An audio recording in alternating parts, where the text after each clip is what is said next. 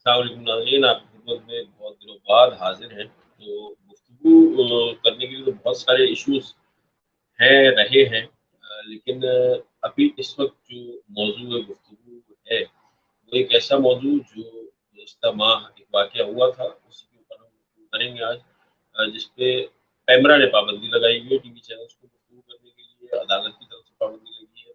बहरहाल अब बहैसियत कौम हमारा ये अलमिया है, और शायद ये सबसे बड़ा अलमिया है कि हमारी याददाश्त कमज़ोर है बहैसियत कौम।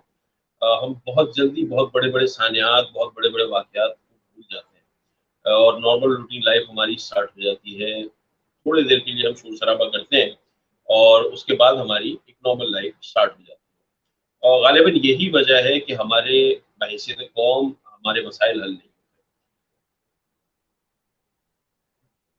मिसालें 1000 बहुत सारी मिसालें हैं।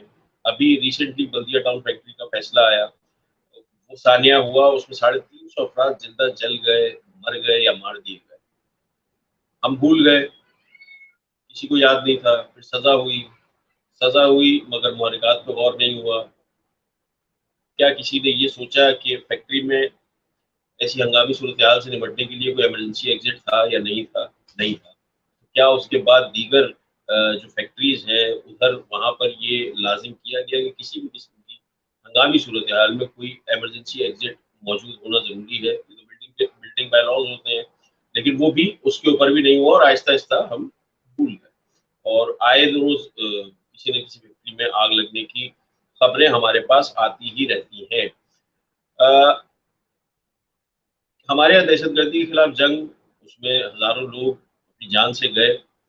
हमने उससे भी कोई सबक नहीं सीखा, क्योंकि हम लोग इसको याद ना रखने को कहते हैं कि हम लोग शायद ज़िंदा कौम है, और हम लोग जो है वो सानेहात जल्दी भूल जाते हैं। सो कॉल्ड ज़िंदा कौम जो अपने ऊपर गुज़रे हुए सानेहात और हादसात को नज़रअंदाज करती है, और हम ज़िंदगी की दौड़ में आगे भागते हुए चले जा रहे हैं। उसके बाद फिर एक आम आदमी से लेकर हमारे वज़ीर-ए-आज़म तक शिकायत ये करते हैं कि हम बेहतर मुआशरा शायद तश्कील नहीं दे पाए। मोटरवे हादसा हुआ, जो सानिया हुआ, अ, उसमें एक खातून के साथ ये हुआ, जो कुछ भी ज़्यादती का वाक़या हुआ, असलहे के ज़ोर पर उनके बच्चों के सामने उनके साथ ज़्यादती हुई, मीडिया पर बहुत शोर मचाया गया, बहुत शोर-शराबा मीडिया पर हुआ, रोज़ाना हेडलाइन्स बनी, ट्विटर पे टॉप ट्रेंड बन गया, लेकिन फिर पुलिस का किरदार देखा गया, पुलिस के किरदार पर तनकीद हुई, सीसीपीओ लाहौर ने बयान दिया, उनके ऊपर बड़ी शदीद तनकीद हुई, यहाँ तक कि एपीसी में जब मियाँ नवाज़ शरीफ साहब ने खिताब किया तो उन्होंने भी उनका नाम लेके तनकीद की। मगर फिर क्या हुआ? अब मामला ये है कि मरकज़ी मुलज़िम गिरफ्तार नहीं हो सका अभी तक, और न्यूयॉर्क पुलिस बनाने का दावा करने वाले सीसीपीओ लाहौर जो है, वो अभी तक उस मुलज़िम को गिरफ्तार नहीं कर सके जो मरकज़ी मुलज़िम है, और 2 बार पुलिस के हत्थे लगते-लगते मतलब ये कहा ये गया कि शायद 10 फुट के फासले से वो भागने में तैयार हो गया, तो काम 10 फुट से के फासले से वो भाग गया वहाँ से। तो अब इस सूरत-ए-हाल में किस पे भरोसा किया जाए, क्या भरोसा किया जा सकता है? जबकि अब सूरत-ए-हाल ये है कि इस केस की रिपोर्टिंग पे पैमरा ने बाकायदा पाबंदी लगा दी है कि इस केस को रिपोर्ट करने से मुआशरे में बुराई पैदा होने का इम्कान है, और ये पाबंदी एक अदालती हुक्म के तहत लगाई गई है, जहाँ पर इंसदाद दहशतगर्दी की अदालत में ये कहा गया, जो पिटीशन फाइल की गई और उसके अंदर ये कहा गया कि इसके ऊपर पाबंदी लगाई जाए। कौमें ऐसे वाक़यात से सबक सीखती हैं, लेकिन हमारा तो शायद अ अ, हमने क्या सबक ख़ैर हासिल करना है किसी भी चीज़ से? हमने तो मुल्क टूट गया, हमने उससे सबक हासिल नहीं किया आज तक। तो ये तो फिर इससे आप क्या सबक हासिल कर सकेंगे? और ये सबक हासिल ना करने की ही वजह है कि आए रोज़ ये वाक़यात हो रहे हैं, अब भी हो रहे हैं। अभी गुज़िश्ता रोज़ कल की खबर है, आज सोशल मीडिया पर वो बहुत आई हुई है खबर, एक बच्ची 2.5 साल की, उसके साथ एक वाक़या हुआ। तो फिर इंसानों का मुआशरा तो हमारा मुआशरा नहीं है, इस बात को तो मान लें। बहरहाल मकसद ये है कहने का कि ये हमारे मुल्क की तारीख में होने वाला पहला वाक़या तो था नहीं। शायद आखिरी भी नहीं है, जैसा कि हर रोज़ ऐसी खबरें आ रही हैं, हर रोज़ाना ऐसी खबरें आ रही हैं। मगर क्या माजी के मुकाबले में हमारा तर्ज अमल तब्दील हुआ है? नहीं हुआ, क्योंकि अगर हुआ होता तो यहाँ पर फिर ऐसे वाक़यात होना ख़त्म हो गए। हम मुतालबात तो कर रहे हैं, लोग मुतालबा कर रहे हैं कि जी सरेआम फांसी दी जाए, तो फिर हम अब जब ये मुतालबात बहुत ज़्यादा है, क्योंकि मैं उसके मुखालिफ हूँ, तो लोगों ने उस पे एतराज़ किया कि जी आप किस तरह मुखालफत करते हैं। कई लोगों ने मतलब एक जनरलाइज़्ड स्टेटमेंट लोग देते हैं कि जो लोग इस सज़ा के मुखालिफ हैं, सरेआम फांसी के, उनके साथ ये किया जाए, उनके साथ वो किया जाए। दलील की बुनियाद पर बात नहीं होती। फिर मैंने सोचा कि कुछ हाई प्रोफ़ाइल केसेज़ देखे जाएँ जो पाकिस्तान की तारीख़ में हुए हैं, इस रेप केसेस जिनको हम कहते हैं, रेप केसेस हाई प्रोफाइल, उनको देखें, उनके साथ क्या हुआ, उन केसेस का क्या हुआ। 1978 में एक बड़ा मशहूर केस हुआ था और जिसका पिछले इलेक्शन में भी ज़िक्र दोबारा निकल के आ गया था। पाकिस्तान की मारूफ फ़िल्मी अदाकारा थी माज़ी की, शबनम। उनके घर पे डकैती हुई जिसमें उनके शौहर और उनके बेटे के सामने डाकुओं ने लूट-मार करने के बाद शबनम के साथ इज्तमाही ज़्यादती की। अ, इस वाक़ये पर पूरे मुल्क में रद्द-ए-अमल हुआ। शबनम अपने शौहर के साथ ही मुल्क छोड़कर चली गई। मुल्ज़िमान बाअसर थे, इसलिए पुलिस ने सिर्फ़ डकैती की एफ़आईआर काटी। अदालत में मुकदमा चला, मुल्ज़िमान को सज़ा हुई, मगर फिर बैरिस्टर एसएम ज़फ़र साहब ने, मारूफ वकील हैं, उन्होंने जनरल ज़िया से अपील की, जो कि उस वक़्त चीफ मार्शल लॉ एडमिनिस्ट्रेटर थे, कि लड़के नौजवान हैं, तालीम याफ़्ता हैं, आला ख़ानदानों से ताल्लुक़ रखते हैं, उनकी गलती को माफ़ किया जाए और उनकी सज़ाएँ माफ़ कर दी जाए, जिस पर जनरल ज़ियाउल हक ने उन मुजरिमों की सज़ाएँ माफ़ कर दी। 1983 में 18 साला एक नाबीना लड़की थी, सफिया, उसके मालिक मकान ने अपने बेटे के साथ मिलकर उसे ज़्यादती का निशाना बनाया। सफिया प्रेग्नेंट हो गई। उस अपने साथ होने वाले जो रेप था, प्रेग्नेंट वो हुई, रेप को वो साबित नहीं कर सकी। अ, अदालत ने सफिया के हामला होने को जवाज़ बनाते हुए करार दिया कि ये बात साबित होती है कि हामला होना इस बात का सबूत है कि सफिया हरामकारी में मुलव्विस हुई, जिसकी बिना पर उसे 3 साल कैद बामुशक्कत और 1000 रुपए जुर्माना और 15 करोड़ की सज़ा सुना दी गई। जबकि मुल्ज़िमान की सबूत न होने की वजह से उनको बरी कर दिया गया। ऐसा ही कुछ एक वाक़या 1983 में ही हुआ, जिसमें एक 13 साला बच्ची को 3 साल कैद सख्त और 100 करोड़ की सज़ा इस बुनियाद पर सुनाई गई कि उस बच्ची ने ये शिकायत की कि उसके चचा और कज़न ने मिलकर उसका रेप किया है, जिसके नतीजे में वो प्रेग्नेंट हुई है और अदालत में उसका रेप होना तो साबित नहीं हुआ, लेकिन उसकी प्रेगनेंसी इस बात का सबूत थी कि उस लड़की ने, उस बच्ची ने कहीं न कहीं कोई नाजायज़ ताल्लुकात कायम किए। ये अदालतों के फैसले हैं, ये मेरे पाकिस्तान की अदालतों के फैसले हैं और ये तारीख का हिस्सा है। ये अपनी तरफ से मैं इसमें कुछ भी नहीं सुना रहा, ये तारीख का हिस्सा है। ये पाकिस्तान की अदालतों में ये सारे केसेस सुने गए हैं, पढ़े गए हैं, देखे गए हैं।